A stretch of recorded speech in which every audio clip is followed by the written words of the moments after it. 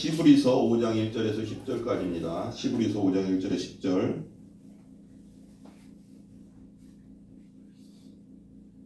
예, 같이 읽겠습니다. 시작. 대제사장마다 사람 가운데서 택한 자이므로 하나님께 속한 일에 사람을 위하여 예물과 속지 않은 제사를 드리게 하나니 그가 무식하고 미혹된 자를 등이 용납할 수 있는 것은 자기도 연약에 휩싸여 있음이라. 그러므로 백성을 위하여 속죄제를 드림과 같이 또한 자신을 위하여 드리는 것이 마땅하니라. 이 존귀는 아무도 스스로 취하지 못하고 오직 아론과 같이 하나님의 부르심을 받은 자라야 할 것이니라.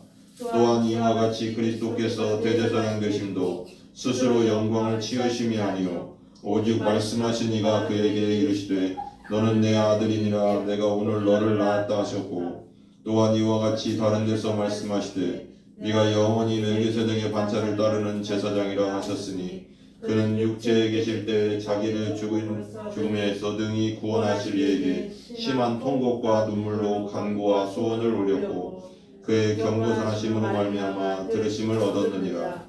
그가 아들이면서도 받으신 고난으로 순종함을 배워서 온전하게 되셨은즉 자기에게 순종하는 모든 자에게 영원한 구원의 근원이 되시고 하나님께 멜기세덱의 반차를 따른 대제사장이라 칭하심을 받으셨느니라. 아멘. 오늘 말씀은 이제 그 위에 보면 그 시브리서 4장 바로 이제 5장 읽은데 바로 위에 보면 그 14절부터 보면 큰 대제사장이신 예수라고 써 있어요. 큰 대제사장이신 예수. 근데 14절부터 제가 잠깐 읽어볼게요. 4장 14절. 그러므로 우리에게 큰 대제사장이 계시니 승천하시니 곧 하나님의 아들 예수시라. 우리가 믿는 도리를 굳게 잡을지어다. 우리에게 있는 대제사장은 우리의 연약함을 동정하지 못하실 이가 아니요 모든 일에 우리와 똑같이 시험을 받으신 이로되 죄는 없으시느니라. 그러므로 우리는 긍휼하심을 받고 때를 따라 돕는 은혜를 얻기 위하여 은혜의 보좌 앞에 담대히 나아갈 것이니라 라고 했습니다. 그러니까 그 대제사장의 역할이 있잖아요. 대제사장의 역할이 우리가 보면 이제 제사를 지내는 역할이잖아요. 제사인데 하나님 앞에 온전히 또 제사 지내는 역할인데 하나님 앞에서 이제 그 대제사장은 1년에 한 번씩 1년에 한 번 지성소에 들어가서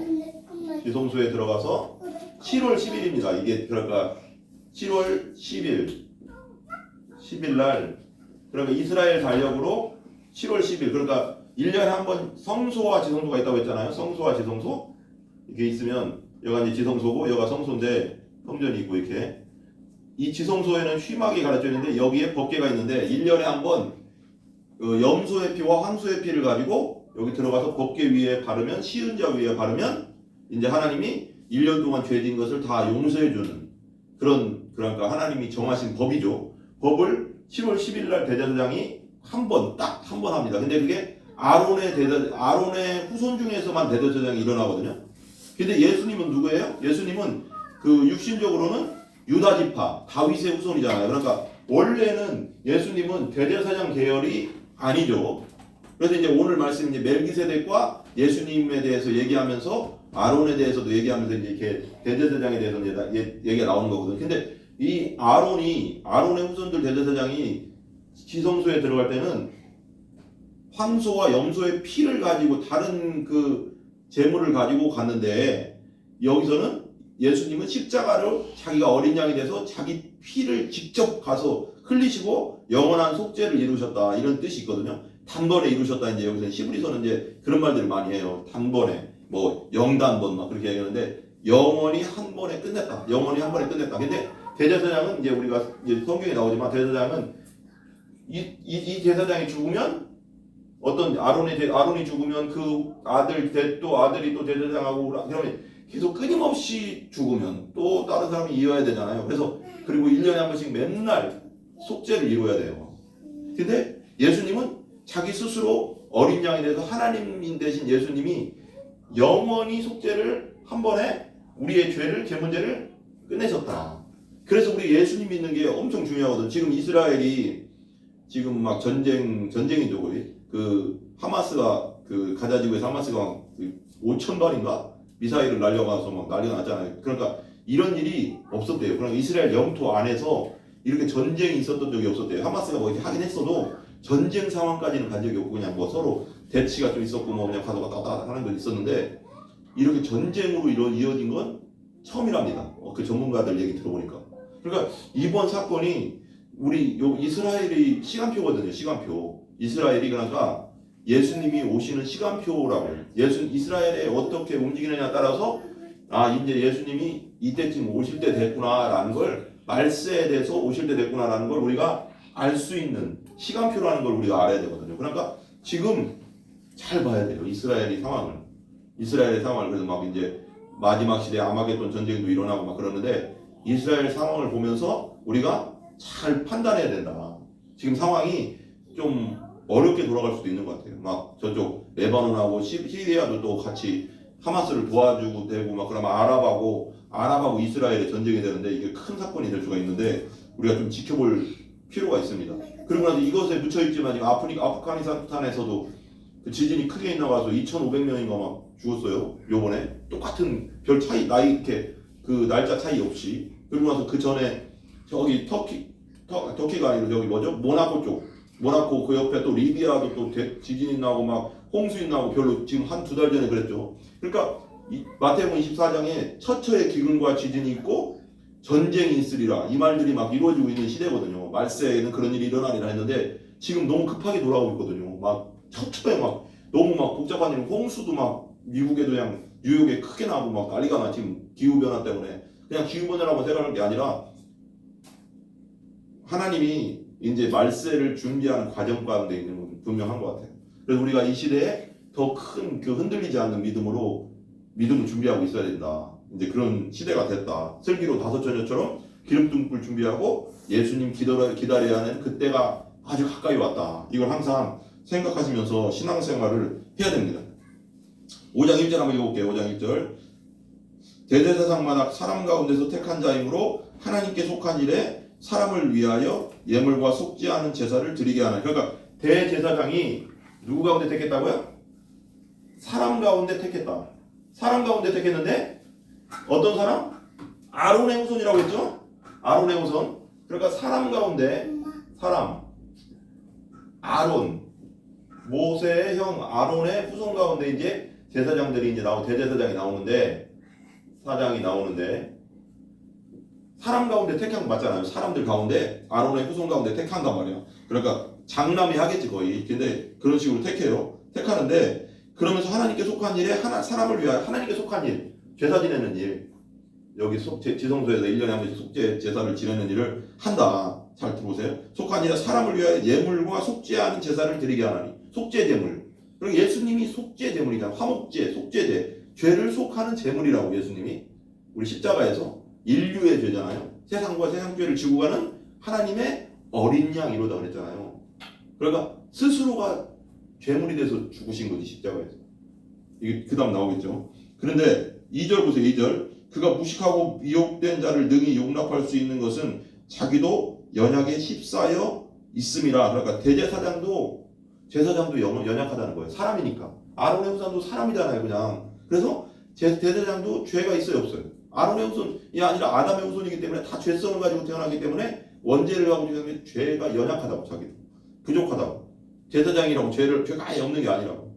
좀 덜 질지 모르겠지만 분명하게 생각으로 마음으로 다 죄를 진단 말이에요. 생각해서. 근데 무식하고 미혹된 자를 능히 용납할 수 있다는 거예요. 자기도 그러니까. 그러니까 그런 거 있죠. 목회자들도 여러 가지를 뭐 사회 경험도 해보고 이것도 경험해보고 막 여러 가지 고난도 경험하고 고생도 해보고 하면 다른 사람을 이해할 수 있어요 없어요? 동정 알죠 그 사람의 그 힘들다는 걸. 근데 목회자들도 그냥 고생 없이 쭉 왔다.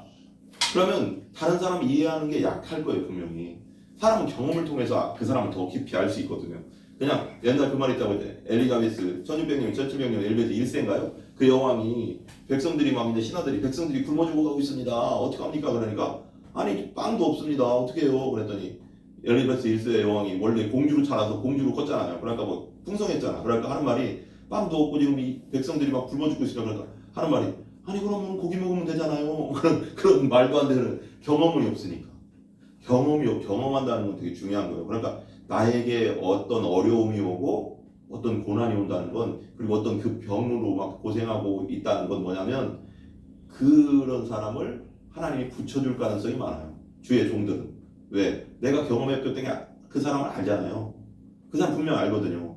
그러니까 그냥 고난으로 끝나는 게 아니에요. 하나님의 사람들, 믿는 사람들, 성령으로 거듭난 사람들은 고난이 아니라 그걸 통해서 하나님이, 그러니까 왜 그 유진 피터슨인가요?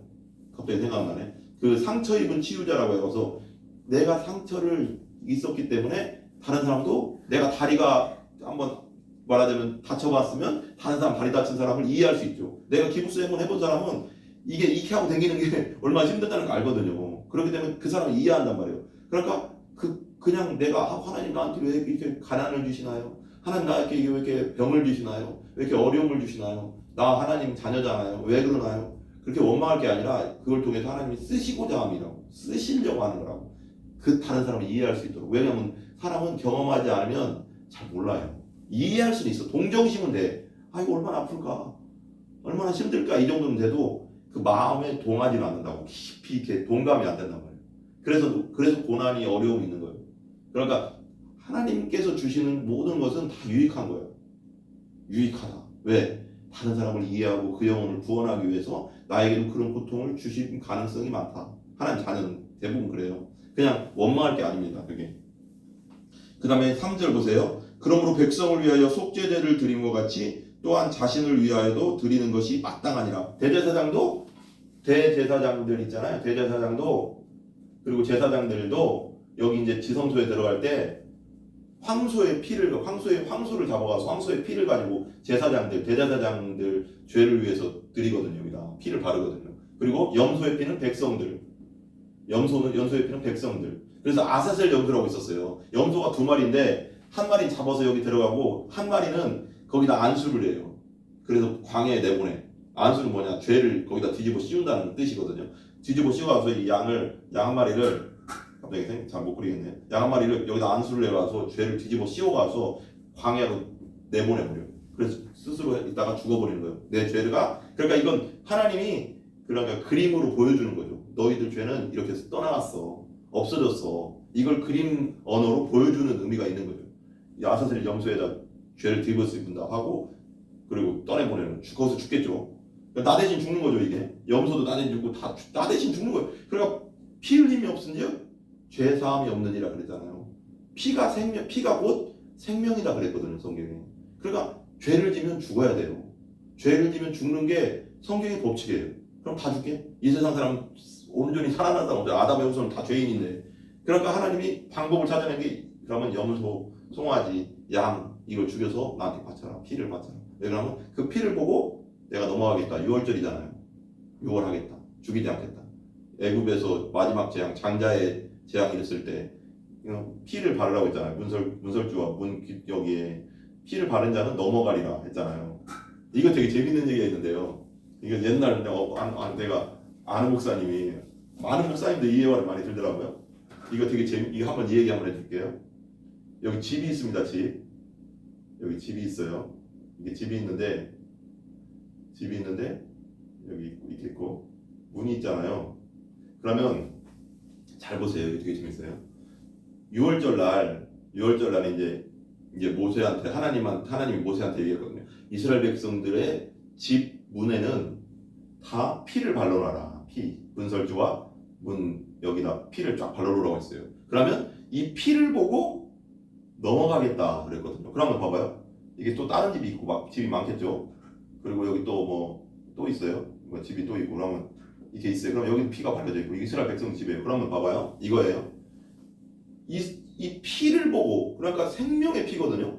죄를 속해준 장자를 죽였다고. 근데 장자를 죽일 건데 애굽에 있는, 이집트에 있는 장자들은 다 죽일 거야. 근데 피 발라져 있는 이스라엘 백성들의 그 집은 안 죽이겠다.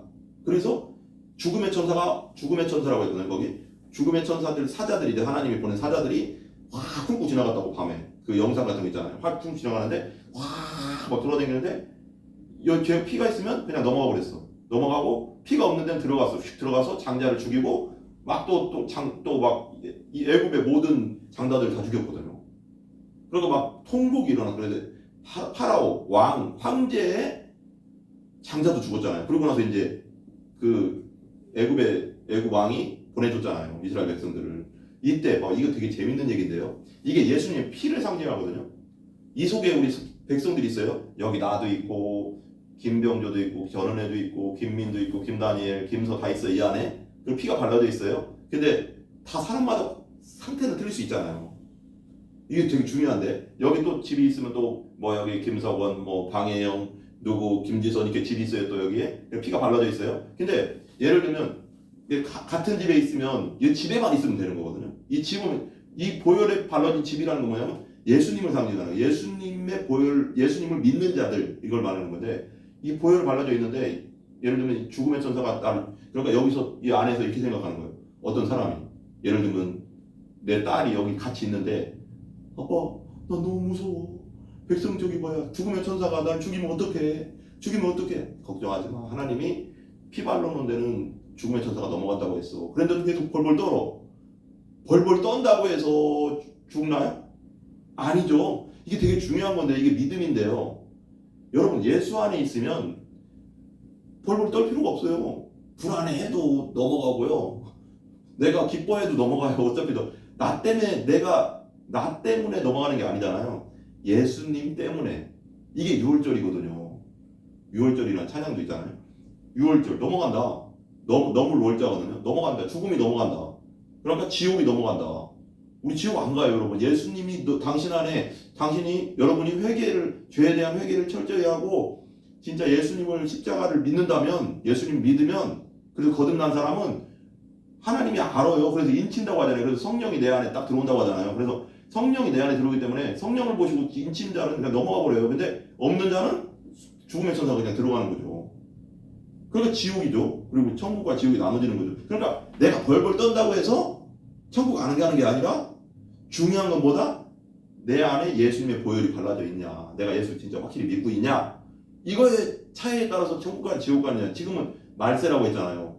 이거 제대로 이거 확신해야 된다니까. 구원의 확신 이거 잡복하고 있어야 돼요. 이거. 그러니까 구원의 확신이라고 뭐라고 할까? 예수님을 확실히 믿고 있어야 되는 거야 내가.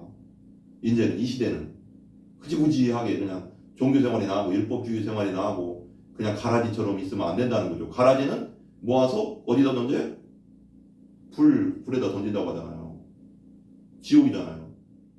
알곡은 창고, 천국 창고에 드리는 거잖아요. 그러니까 이게 여러 가지 비유를 하잖아요. 슬기로운 다섯 처녀 비유, 막 어리석은 자녀 비유 막 다 나와요. 그러니까 예수님이 있으면 되는 거예요. 그러니까 가장 우리가 점검할 거 뭐냐면 내 안에 예수가 있느냐, 내 안에 진짜 예수가 있느냐가 중요한 거예요.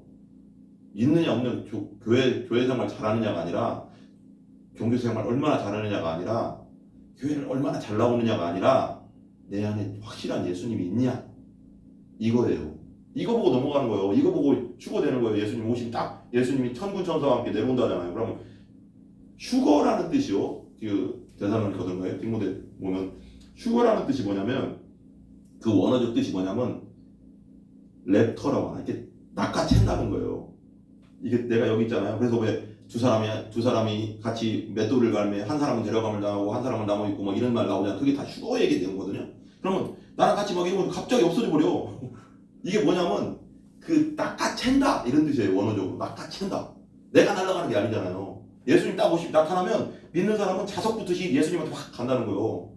자석 붙듯이 붙는다는 게 더 쉽나? 낚아챈다는 게 뭐냐면 어떤 것에 대해서 우리가 예를 들면 막 이런 얘기 참 웃긴데 이런 얘기 참 뭐라고 해야 되나? 갑자기 생각나는데 우리가 이렇게 파리 잡을 때 파리가 저기 앉아있으면 이렇게 낚아채잖아요. 좀 쉽게 설명하려고 낚아챈다는 건 여기 있는데 파리는 몰라. 내가 잡으려고 하는 걸 갑자기 가만히 있다가 탁 낚아채니까 낚아챈다는 그러니까 독수리가 눈이 좋다 8.0이래. 8.0 눈이. 근데 몽골 사람들 있잖아. 초원에 사는 멀리까지 봐야 되잖아. 그 사람들은 멀리 보니까 눈이 우리는 2.0이 거의 최고인데 가들은 더 좋대요. 눈이. 내가 확실한 건 모르는데 3.0, 3.0까지 가나 이게 되게 좋대요. 눈이. 빨리 보인대요. 근데 이 독수리도 막 공중에 날다가 막 갑자기 내려와서 막 낚아채잖아요. 토끼 같은 걸. 토끼 막 어떤 큰 것 막 어떤 애들은 막 사슴도 가져가더라고요. 독수리가 엄청 커요. 생각보다 여러분 옛날에 내가 그 전방에 있을 때 지옥에 있을 때 거기는 막 멧돼지도 엄청 많고 멧돼지가 막 여러 마리 막 같이 막 새끼 부모랑 막 하고 막 그래 막 이렇게 걷고 있으면 그럼 이게 탁 날잖아요. 그러면 우리 초소가요 저 위에서 나잖아요. 그림자가 이 초소가 우리 이제 쉬는데 자는데 이제 초소가 날개가 여기에 그림자가 비칠 정도로 커요. 이렇게 커요. 근데 그냥 낚아챈다고 하잖아요. 독수리 왜 동물원 같은 경우는 독수리가 막 가다가 갑자기 천천히 날아다가 갑자기 동물 뭐 같은 거 보면 확 내려와서 낚아채가잖아요. 어떤 데는 그래서 어린애들 조심해야 된다고 하더라고. 어린애들 무거운 거 못 구해. 이렇게 막 엄청 큰 건 못 건드려. 근데 어린애들은 그냥 들고 날라버리거든요. 이런 뭐 사슴 같은 것도 드는데 저런 건 그냥 들어버리죠. 그냥 들고 날라버려. 그럼 그냥 끝나는 거예요. 우리가 어떻게 올라갈 수 없잖아. 부모가 아무리. 그럼 잘 봐야 되는 거예요. 그래서 그런 데서는 뭐 농골 같은 데서는 그런 경우도 있대요. 무서웠대요. 그래서 그러니까 낚아챈다. 이렇게 팍 낚아챈다. 예수님 오신 거니까 천사들이 팍 낚아채서 그냥 올라가는 거예요. 순식간에 호련이라 갑자기라고 거기 나오니까 호련이 그러면 그게 갑자기 눈 깜짝할 새. 그러니까 막 같이 맷돌 돌리고 있는데 막 그냥 예를 들면 이런 거예요. 어떤 사람이 있어요. 나랑 있고요. 어떤 뭐 영곤이라는 사람이 여기 내 옆에 있어. 내 친구가 같이 막 맷돌 돌리고 있어. 나도 맷돌 하나 돌리고 있고. 이렇게 돌리는데 영곤아, 이제 뭐 얘기하려고 하는데 영곤이도 막 돌리고 있는데 영곤아 그랬는데 영곤이도 돌리고 하고 쳐다봤는데 없어. 나는 없어졌어요. 이게 순식간이라는 거예요. 그러니까 갑자기 막 그 휴거라는 영화도 있잖아요. 그러니까 막 비행기 조종사가 막 그냥 막 가다가 예수 믿는 사람이에요. 그러니까 갑자기 휴거돼 가서 막 비행기가 막 떨어지고 기차가 막 떨어지고 막 차가 막 부딪히고 막 그러거든요. 근데 가능성이 있어요. 당연히 왜 그러면 순식간에 가버리니까. 그러니까 막 뉴스에 그 휴거라는 영화 보면 뉴스에 막 터지잖아요. 이게 무슨 일인지 모르겠다. 그러니까 그 어떤 그 성경 전문가 그 사람도 교회는 다녔지만 제대로 예수가 없었나 봐요. 그러니까 딱 나오더니 이건 휴거입니다. 안 믿은 거야 그 사람도. 이게 휴거입니다. 성경에 나온 휴거입니다 라고 알려주잖아. 그게 휴거예요라는 경우에 여러분 제일 중요한 건 뭐다? 예수가 내 안에 확실히 있느냐. 교회 3, 40년 다니고 50년, 60년 다니는 게 중요한 게 아니고 내가 진짜 예수 믿고 성령으로 확실하게 다시 태어났느냐. 내 안에 진짜 성령 있느냐. 이거 점검하고 또 점검해야 돼. 내가 봉사활동을 얼마나 했느냐가 아니라고. 아멘? 네, 되게 중요해요. 그 다음에 2절, 그러고 그 4절 볼게요. 이 존귀는 아무도 스스로 취하지 못하고 오직 아론과 같이 하나님의 부르심을 받은 자라 할 것이나. 봐봐요. 이 대제사장의 직분은 스스로 취하는 게 아니라 뭐라고요?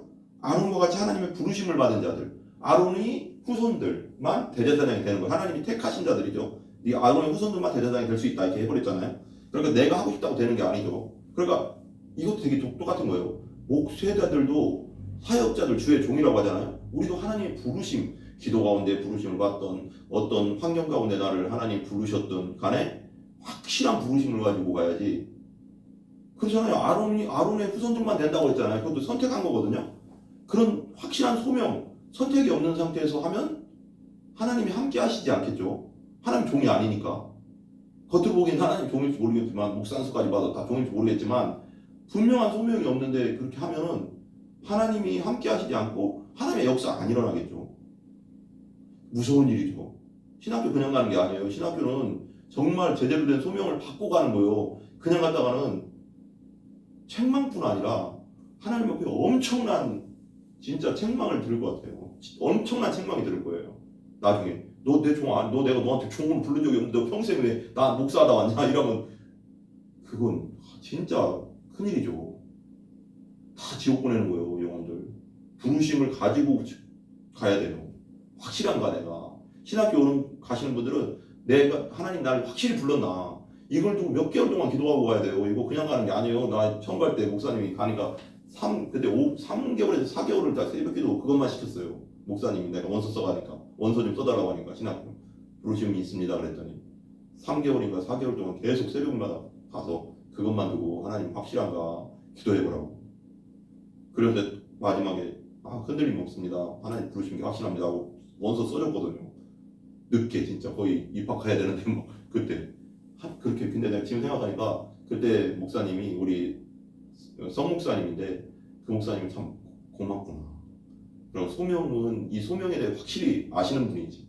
그냥 가는 게 아니라는 걸 안 거지. 그러면서 나한테 그러는 게 그때 하는 말이 이 길이 힘든 길이다. 그러는 거야. 힘들다는 게 뭐냐면 악한 영과 전쟁이거든요. 우리 목회자들은 영적 전쟁이지 뭐 없어서 문제가 아니고 뭐 가난해서 문제가 아니라 제일 세게 오는 게 악한 영과의 전쟁을 최전방에서 우리가 뚫고 나가야 되니까 그런 것들이 막 사람을 통해서도 오고 환경을 통해서도 오고 막 그러니까 힘든 길이다. 그러니까 기도 많이 하고 가야 된다. 기도 뭐 그래서 소명이 확실하지 않으면 안 가는 게 맞다. 이런 거야 목사님도. 그러니까 계속 기도를 시키더라고요. 그리고 내가 3개월, 4개월 기도하고 그래도 소명이 확실합니다 하고 써줬어요. 그냥 오는 분 아니에요. 뭐 부모님이 가라고 해서 내 아버지가 목사님인데 아유 가서 정신 좀 차려라고 가고 큰일 납니다. 이 큰일 날 일이에요. 이건 그냥 일이에요. 하나님 함께 하시지 않습니다. 부르심이 있는 하나님 불러야지 종이지. 하나님 부르지도 않는 종이겠어요? 지 맘대로 하는 종이지. 그게 거짓 선지자지 뭡니까? 알고 보면 그잖아요. 옛날 구약으로 얘기하면 무서운 일이에요. 그러니까 내가 확실하게 부르심이 있나. 그리고 확실히 맞다. 기도해도 하나님이 그 마음이 확실하다. 그때 가는 거지. 그냥 한두 번 감정적으로나 그냥 생각으로나 갑자기 뭔가 생각으로나 그러다가는 큰일 나는 거예요. 다른 사람까지 다 죽이는 거예요. 영혼들을. 그럼 큰일 납니다. 이 종기는 아무도 스스로 취하지 못하고 오직 아론과 같이 하나님의 부르심을 받은 자라야 할 것이니라. 주의 종은 부르심을 받은 자들이 하는 겁니다. 소명이라고 하죠. 부를소. 그 다음 보세요.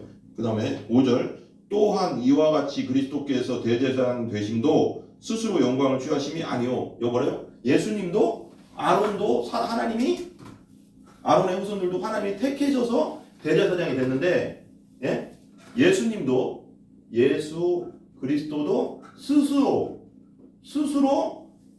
대제사장이 된 게 아니라는 거예요. 뭐라고 했어요?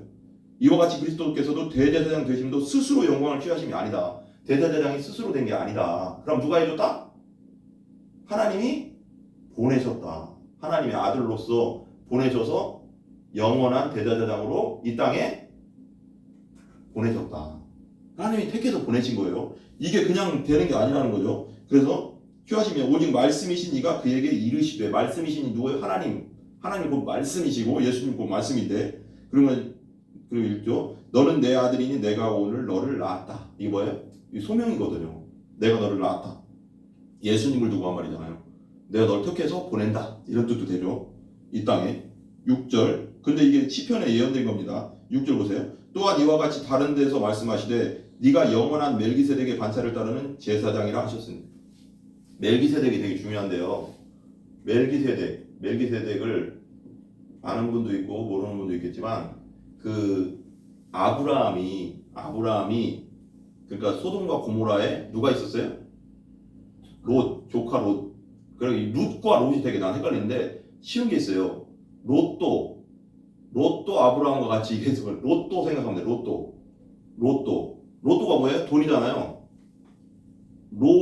롯도 돈 쫓아다가다 망했다. 이렇게 생각하면 돼요. 망했어요 진짜. 소돔까지 가서 망했잖아요. 점점 최악의 도시로 갔거든요. 아브라함과 함께 있다가 영적인 곳에 있다가 여기 요단강 근처에 있다가 점점 소돔으로 갔다가 소돔의 최악의 도시인데 최악의 돈 때문에 갔거든요. 여기서 완전히 가지고 있던 재산 많았는데 다 망했어요. 그러니까 돈 쫓아가면 뭐한다? 망한다. 왜? 돈을 사랑함이 만악의 근본이니까. 돈 사랑하는 사람은 망하게 돼 있어요. 하나님이 함께하지 않습니다. 돈 하는 사람은 안 돼요. 망합니다. 명심해야 돼요. 하나님을 사랑해야 됩니다. 하나님을 사랑하면 하나님 다 주신다고 했거든요. 하나님의 나라와 의를 먼저 구하라. 이 모든 것을 더하여 주시리라. 일용할 양식 주셔요. 하나님. 만나를 광야에서 하루하루 다 주셨잖아요. 우리는 오늘 살면 돼요. 오늘 최선을 다해서. 내일은 내일을 염려하라고 했잖아요. 우린 내일 염려 때문에 막 걱정을 하거든요. 근데 오늘이 나에게 주신 선물이라니까요. 내일은 내 것이 아니에요. 하나님 주신 거지. 오늘 어떻게 될지도 아무도 모르는데 뭐 오늘 최선을 다해서 살면 되는 거예요. 그냥. 그리고 내일은 내일의 양식을 하나님 주신다. 그걸 믿으세요. 아멘.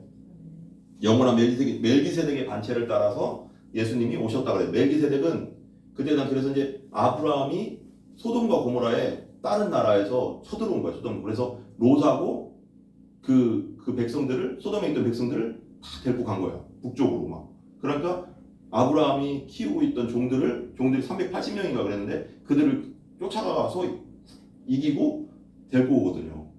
데리고 오는 이 사건. 그런데 그러다가 데리고 오다가 예루살렘 왕이라고 해요. 살렘 왕이 멜기세덱이거든요. 예루살렘 말하는 거예요. 예루살렘에 살렘까지 왔는데 여기서 멜기세덱을 만난 거예요. 제사장, 하나님의 지극히 큰 제사장이라고 했거든요. 멜기세덱이. 그런데 하나님께 제사장이 만나니까 아브라함이 11조를 줬어요. 거기서 11조를 드렸어.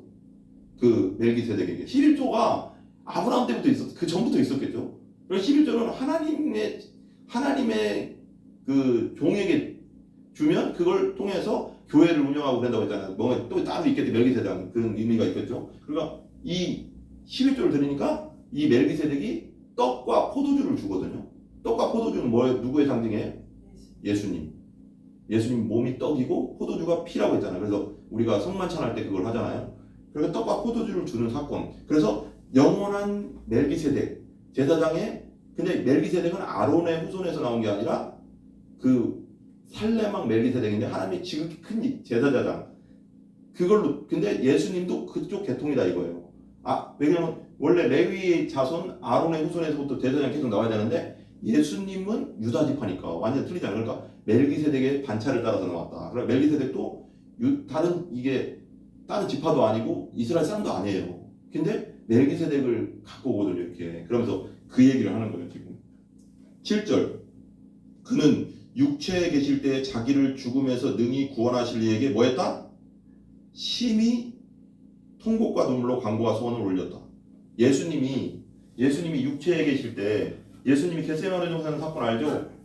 겟세마네 마지막에 겟세마네 동산 올라가서 제자들 올라가는데 제자들은 몇 명 이렇게 베드로, 야고보, 요한은 여기 3명 있으라고 하고 예수님이 여기 멀리 가서 바위 있는 데 가서 이렇게 기도하는 거 보이잖아요. 거기서 막 땀이 핏방울이 될 때까지 간절히 기도했다고 했잖아요. 간절히. 봐봐요. 육체에 계실 때 자기의 죽음에서 능히 구원하실 이에게. 죽음, 무슨 죽음? 십자가의 죽음. 예수님이 우리 죄를 위해서 십자가 죽으시냐. 그걸 위해서 간절히 기도해. 그래서 예수님 뭐라고 했어요? 이 잔을 할 수만 있으면 이 잔을 옮겨주십시오. 그랬어. 예수님도 두려웠던 거지. 힘들었던 거지. 십자가에 죽는 게 쉬워요? 왜냐면 예수님도 육체가 있잖아요. 하나님 신성도 있지만 완전한 인간이니까 힘들었던 거야. 하나님이 이 십자가에 죽고 부활하는 것이 예수님께 원하시는 일이었거든. 소명이거든. 천국에서 보낼 때 이거 하라고 보낸 거거든. 근데 예수님도 아는데 너무 힘든 거야. 이 죽음을 아니까, 이 고통을 아니까, 육체의 고통을 알기 때문에 우리가 죽어야 될 자리잖아요. 죄인이. 우리의 모든 죄를 짊어지고 여기 죽는 건 좋은데 너무 이게 힘들다는 걸 알기 때문에 피눈물로 기도한 거예요. 간절히 뭐가 심한 통곡과 눈물로 심한 거 알죠? 우리가 막 너무 힘들 때 막 심하게 울잖아요. 그러면서 기도했다는 거예요. 심한 통곡과 눈물로 기도했다는 거예요. 할 수만 있으면 이 잔을 옮겨주십시오. 그래서 예수님도 이 고통을 아니까. 근데 예수님이 마지막 그러잖아. 기도하다가 하나님이 이제 마지막에 다시 사명을 더 생각했겠죠. 하나님이 나를 이것 때문에 보냈는데 내가 가야지 하면서 마지막에 내 뜻대로 마시고 하나님의 뜻대로 하옵소서 순종했잖아요. 죽음까지도 순종했다고. 이 쉬운 게 아닙니다. 이게 예수님이라고 쉬운 게 아니라고요. 십자가에 왜 육체가 있기 때문에 육체의 고통은 있다고 예수님 있잖아요. 이 잔을 옮겨달라고 오죽했으면 그러겠어요. 이것 때문에 왔는데도 예수님이 우리를 위해서 얼마나 큰 사랑을 보여줬는지 우리가 더 깊이 깨닫고 더 깊이 맛보는 여러분들이 되시기 바랍니다. 아멘. 눈물과 간구로 소원을 올렸대. 이 잔을 옮겨주시옵소서. 기도했겠지. 간절하게. 너무 이걸 압니다. 이 고통을 어떻게 겪겠습니까? 하면서 막 그러는데 기도하면서 하나님이 힘을 주시는 거지. 아니다. 내가 너를 이 고통을 이길 힘을 주겠다. 고통스럽죠. 그렇지만 그 길을 갈 수 있는 능력을 하나님이 주시는 거죠. 경건하심으로 말미암아 들으심을 얻었느니라. 그래서 하나님 그 뒤에는 그 얘기 없지만 예수님 분명히 그런 기도했을 거예요. 이걸 잘 이겨낼 수 있는 힘을 주시옵소서. 우리 믿는 자는 있잖아요. 고난이 믿는 자라고 없는 게 아니잖아요. 고난을 믿음으로 이겨서 나가는 게 있는 자지. 안 믿는 사람하고 믿는 사람하고 차이는 뭐예요? 하나님 안에서 고난을 믿음으로 이기고 나간다는 게 문제예요. 안 믿는 자는 지 스스로 이기고 나가는 거겠죠. 근데 그건 한계가 있겠죠. 근데 믿는 자는 고난을 주시지만 이 고난을 하나님 안에서 이길 힘을 달라고 기도해야 되는 거예요. 하나님, 고난이 없어지는 것을 위해서 기도할 필요도 있지만 고난이 하나님이 뭔가 주시는 테스트가 있다면 이 하나님의 뜻을 잘 감당할 수 있는 힘과 능력을 주시옵소서 이렇게 기도하고 나가야 됩니다. 그럼 하나님이 주신다. 그 힘을 주신다. 아멘. 8절 그가 아들이시면서도 받으신 고난으로 순종함을 배웠다. 무슨 고난? 십자가의 고난을 통해서 뭘 배웠다? 순종함을 배웠다. 순종했잖아요. 나의 뜻대로 마시고 하나님의 뜻대로 하옵소서. 아멘. 근데 요거는 해요.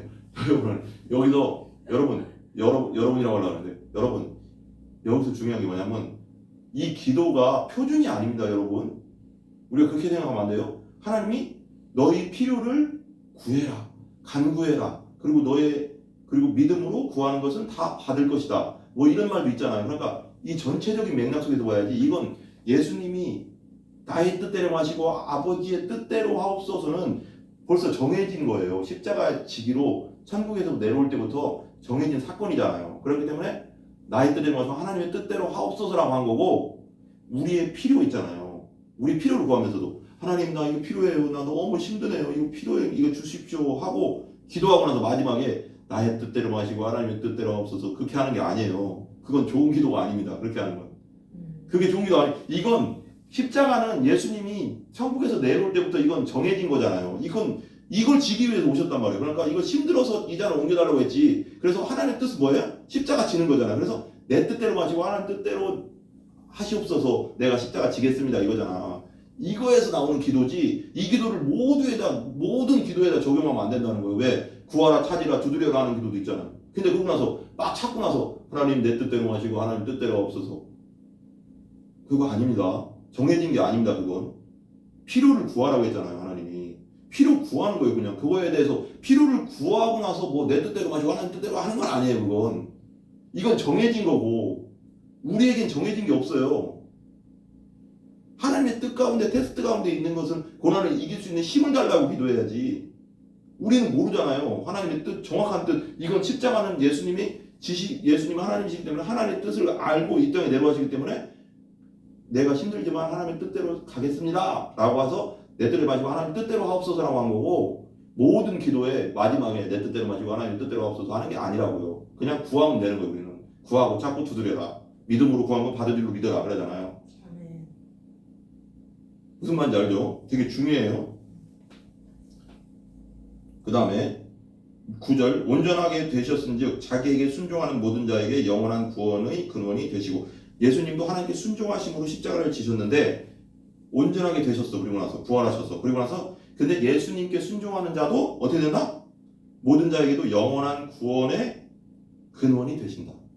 예수님께 순종한다는 게 뭐예요? 예수님의 그 사건 그 십자가 사건과 부활의 사건을 믿는 것이 순종하는 거죠. 믿고 그 길을 걸어가는 자는 영원한 뭐가? 구원이 있다.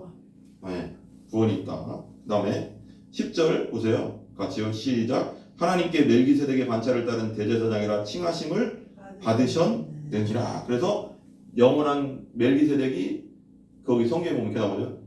난 적도 없고 태어난 적도 없고 막 이런 말이 나와요. 그러니까 영원한 대제사장을 갖고 온 거예요. 그래서 예수님을 상징하게 돼. 예수님도 영원한 대제사장이다. 그래서 멜기세덱의 반차를 따라 대제사장으로 칭하심을 받았니. 근데 이 예수님이 대제사장직은 영원한 대제사장직이죠. 왜? 여기서 십자가에서 부활하셔서 진짜 하늘 성소 여기 땅에 있던 이 성전은 모형이라고 했잖아요. 모형은 진짜 실제는 하늘에 있다는 거죠. 하늘 성소에 하나님 우편에 앉아 계시면서 대제사장 역할을 끊임없이 하는 거죠.